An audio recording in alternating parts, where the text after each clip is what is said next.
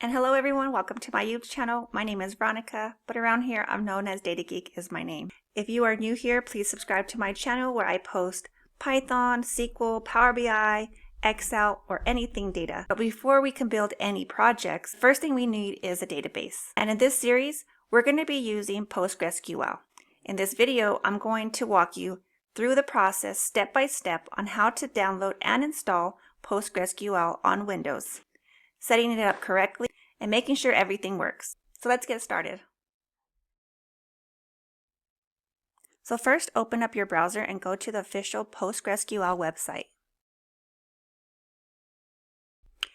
Always download PostgreSQL from the official site to avoid issues or outdated versions. So once you're on the home page, click on Download. Then select your operating system. In this case, we're using Windows. Now click on Download the installer. This will take you to the Enterprise DB installer page. Choose the latest version available. At the time of this recording, I'm downloading PostgreSQL 18.1. Now the download is in process, top left corner. Now you can go to your Downloads folder and open that folder. Once the download is complete, now we can start the installer. So click Next. Choose Installation Directory. For most users, the default installation location is perfectly fine. I'll leave everything as a default and click Next. So here you'll see several components: PostgreSQL Server, pgAdmin 4, Stack Builder, command line tools. So make sure everything is checked, especially pgAdmin 4, because we're going to use it to manage our database visually. So go ahead and click Next. So here is a data dictionary. Please select the directory under which to store your data. So usually, again, just go ahead and click Next. So this step is important to set up a password. You'll be asked to set up a password for PostgreSQL user. This password is extremely important.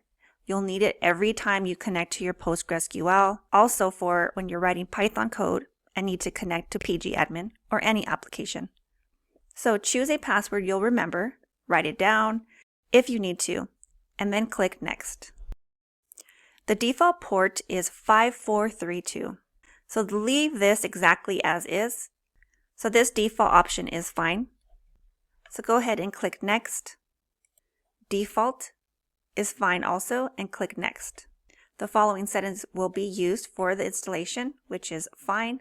Click Next. So setup is now ready to begin installing PostgreSQL on your computer. Click Next.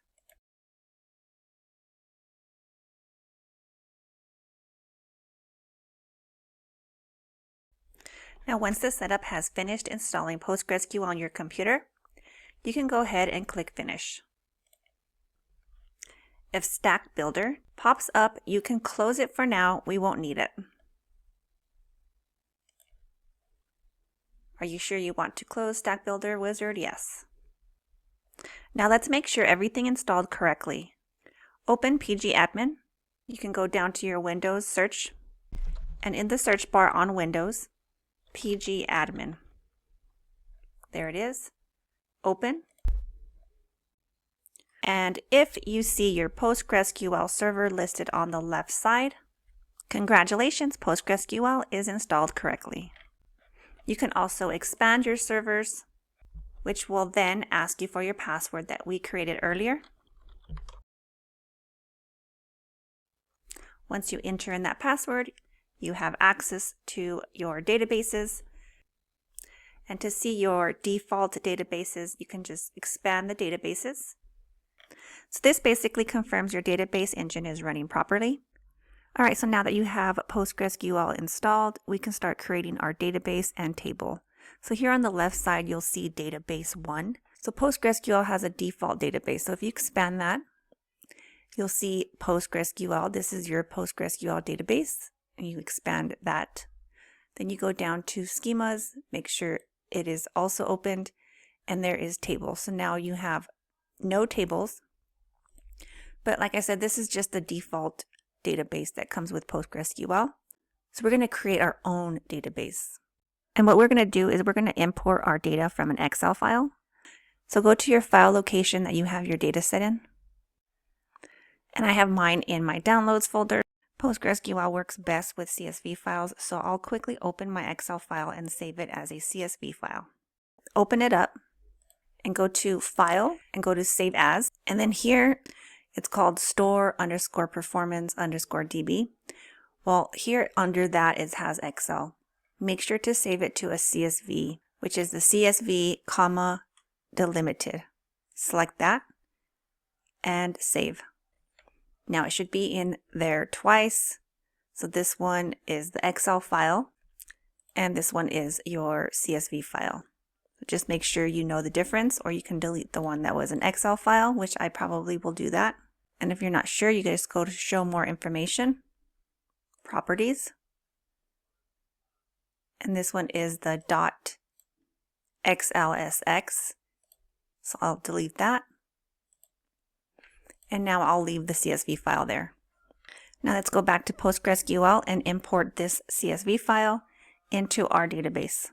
Now going back here to PostgreSQL, I'm going to create the database first because the table needs to live inside the database. So I'm going to click on this default database. I'm going to right click and go to Create Database. And here is where I'm going to name my database. We're going to call this store_performance_db. Now I'll click Save. Now you see that 1 changed to a 2, so now there's 2 databases here on your left side. You have the PostgreSQL database, which is the default for PostgreSQL, and then now you have another database called store_performance_db. Now again, if you go to your schemas and click that to expand it and scroll down to tables, well, there's no tables, so you try to expand it, there'll be nothing there. But we're going to create one. So before we import the data, we need to create the headers, basically just the headers of the table. So click on Tables, right click and go to Query Tool. And here we're going to create our table. So it's going to be a SQL query, create table. So it's going to be store performance. That's going to be the table name. And then next, we will go ahead and start creating the headers. So this is just for the headers only for our CSV file. So if you're not sure, go to your CSV file and open it up. And here are all of the headers. Now what I like to do is I like to go ahead and copy, open up a new tab here. Then you can paste and use the transpose to go sideways. And then you can write a comma in column B and then drag it all the way down. Now in column C, we're going to use a formula to grab both. So date, and then put the and stamp, and then this cell here. So it'll be cell A1 and cell B2, and enter. Now you have the date column with a comma. So then I'm going to fill down. I'm going to copy, paste 1, 2, 3. It's only the values. And then now I can go ahead and copy it and go back to PostgreSQL and paste. Now I have all the columns separated with the commas. Now before the comma, I want to go back in there and put the data type. So the date is going to be date. Day of week is going to be text. And store ID is going to be integer. Store name is going to be a varchar. City is going to be a varchar. That's both text. You can also put varchar for state. Again, it's text. And all the rest, region, store type, as they're text, they're going to be varchar. Now transactions different. The transactions are counts of transactions, so it's going to be an integer. We highlight that, Control C to copy, Control V to paste. In gross cells, we can do a decimal. Same thing for discounts, returns, net sales. And it looks like all the rest can be decimals. Select decimal, Control C to copy, space that, and Control V to paste. So now that we have all of our column names with the data types separated by commas, we will run this. There's a decimal here at the end. Make sure to delete that one since it's the last one, and go ahead and run that again.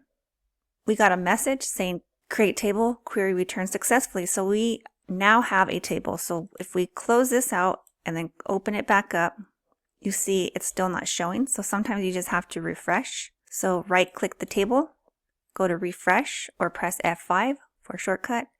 Now you can open it up and now you see your table, store performance. And then our column names that we just created, date, day of week, so on and so forth. But there is no data in there. So basically, if you think about it, it's a blank Excel sheet with only the headers. So now we need to upload the CSV file to bring in the data. Going back to the CSV file, so go ahead and delete this sheet. I'm going to right click and go delete, and go ahead and delete. So now we just have our data that we need. Make sure you save it and get out of there. Now to import the data, we expand tables and then click on store performance. So that's our table name, and right click and go to import export data. Now this is important. Make sure the import, because you're importing. Then go to your file location. In this case, it's under my downloads folder, and there is the data set. I select that and open. Then make sure the format is a CSV file. The encoding is UTF-8. Go to your options here next to general. Make sure the header is on. And the delimiter, make sure it has a comma. And all the rest should be fine. Go to your columns tab. There's all of your columns, which we already have. So nothing we need to get rid of. And go ahead and click OK. So process started and process completed. So it's saying that it uploaded the data correctly. It matched those variable names, which is our column names. So let's see if there's any data, and let's test this. So go up here to the top left where it says Tools and click on Query Tool. And here we're going to write a SQL query. So select, then the star, which is for all. So select all, from, and then your table name, which is store underscore performance. And we want it to limit to 10 rows. Now we can run this, and there is our data. So it's displaying the first 10 rows. Everything looks good. Shows decimals for decimals and text. So it has all of our columns. So just to keep in mind, this is a real world workflow. Many companies start with Excel files or CSV files and store them in a database like PostgreSQL. So tools like Power BI can connect to them easily. So now that our data is inside PostgreSQL, the next step is connecting this database directly to Power BI and starting our dashboard. That's exactly what we'll do in the next video. So if this video is helpful, make sure to hit that like button, subscribe for more learning real world data. Thank you so much for watching, and I will see you on the next video.